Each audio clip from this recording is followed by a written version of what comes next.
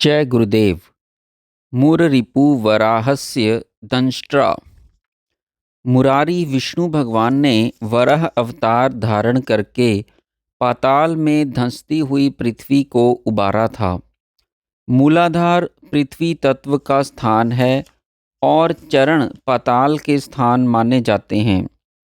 जीव ने पार्थिव शरीर में अध्यस्त होकर अपने को अंधकार में डाल रखा है। जितना जितना वह मूलाधार से ऊपर उठता जाता है, उसका अध्यास सूक्ष्म होता जाता है और सहस्त्रार्थ में पहुंचकर सर्वथा मुक्त हो जाता है। इसलिए जन्म मरण रूपी संसार की पाताल रूपी दलदल से निकलने के लिए उसे भगवती की वैष्णवी वाराही शक्ति का आश्रय लेना चाहिए।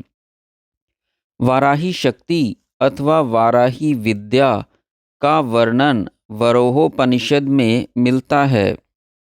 वहाँ ब्रह्म विद्या को ही वाराही कहा गया है। अर्थात ऋभु ऋषि वराह भगवान से प्रार्थना करते हैं कि आप अपने रूप से प्रतिपादित ब्रह्म विद्या कहिए।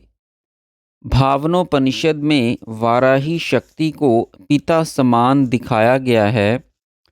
मूलाधार से भी नीचे अधिक अंधकार के स्थान हैं। मूलाधार और स्वादिष्ठान को अंधकारमय आग्नेय मंडल माना जाता है।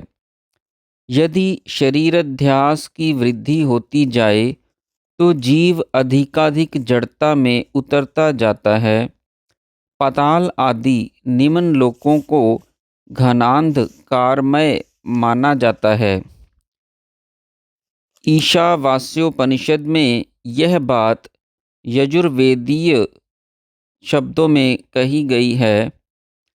अंधकार से आवृत जो आसुरी लोक हैं, आत्महनन करने वाला मनुष्य मरकर उनमें जाता है। जड़ पार्थिव शरीर में आत्म भावना के दृढ़ अभ्यास को ही यहाँ आत्महनन कहा गया है। आत्मस्वरूप को जानने के लिए इस अध्यास से उबरना अनिवार्य है और वाराही शक्ति का आश्रय लेकर उससे ऊपर उठा जा सकता है। यह भाव इस श्लोक में दिखाया गया है। तेरे सिवाय अन्य सब देवतागण दोनों हाथों के अभिनय से अभयदान और वरदान देते हैं। तू ही एक ऐसा है जो अभयदान अथवा वरदान देते समय हाथों से अभिनय नहीं करती।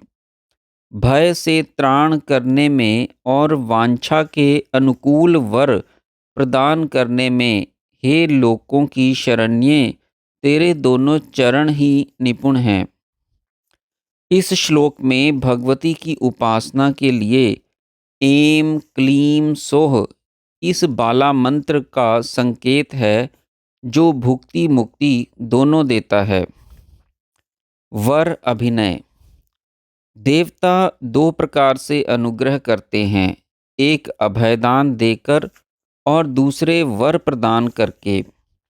वरदान से मनोवांछित कामना की सिद्धि होती है। दोनों प्रकार के अनुग्रहों को हाथों के अभिनय से प्रकट किया जाता है। दक्षिण हाथ उठाकर अभयपद अभिनय किया जाता है। बाएं हाथ को जैसे सिर पर रखते हैं, नीचे झुकाकर कामना सिद्ध्यर्थ वर अभिनय किया जाता है। सब देवता और सब गुरुजन इस प्रकार ही अनुग्रह करने की इच्छा से दोनों हाथों के अभिनयों द्वारा अपनी इच्छा प्रकट किया करते हैं। परंतु भगवती की शरण में सब लोक हैं। भक्त में शरणागति का भाव उदय होते ही उसकी कामना पूर्ण होती है। भगवती चारों हाथों में इक्षु धनु, 5 बाण और अंकुश एवं पाश धारण किए हुए हैं, इसलिए वह हाथों का अभिनय नहीं करती। उनके दोनों चरण ही भय से रक्षा करने और सब कामनाओं के लिए सिद्ध वरदान देने में निपुण हैं। कर अभिनय द्वारा वर देने की इच्छा को किसी प्रकार प्रकट करने की क्या आवश्यकता है। जो मनुष्य अनन्य भाव से शरण में आता है, उसकी सब कामनाएं स्वयं पूर्ण हो जाती हैं और सब प्रकार के भयों से उसकी रक्षा हो जाती है। शास्त्रों में भगवती को अग्नि के रूप से हवन द्वारा प्रसन्न करने का विधान देखने में आता है। जंगलों में हिंसक पशुओं के भय से रक्षा के लिए प्रज्वलित अग्नि रखी जाती है। अग्नि की सक्षमता से मनुष्य अभय की भावना स्वतः जाग उठती है। यह सबका अनुभव है। अंधकार में भय लगता है, दीपक रहने पर भय नहीं लगता। रक्षार्थ दिग्बंधन के मंत्र द्वारा भी प्रज्वलित अग्नि के परिकोट की भावना की जाती है। यथा नमो भगवती ज्वाला मालिनी देव देवी सर्वभूत संहार कारिके जात वेद से ज्वलंती ज्वल ज्वल प्रज्वल ह्राम ह्रीम ह्रूम र र र र र र र हूम फट स्वाहा इति परितेह वही परिकारम ध्यायेत। भय का मूल कारण।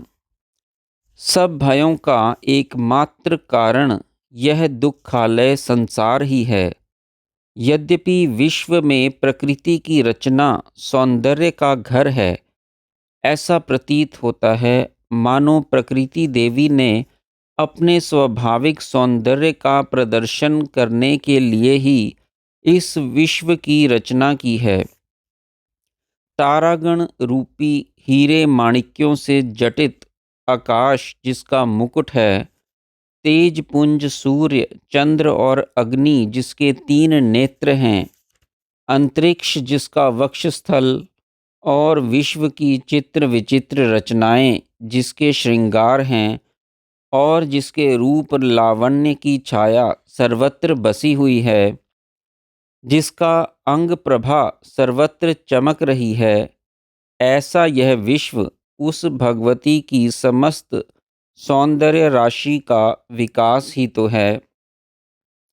विश्व की एक एक गौण कृति की चमक दमक पर पतंगवत मनुष्य मोहित हो जाता है। क्यों ना हो, सौंदर्य का भूखा आनंद का प्यासा यह जीव एक एक अणु की प्रभा में इतना आसक्त हो जाता है कि उसकी दृष्टि प्रकृति देवी के समष्टि सौंदर्य तक पहुंच ही नहीं पाती।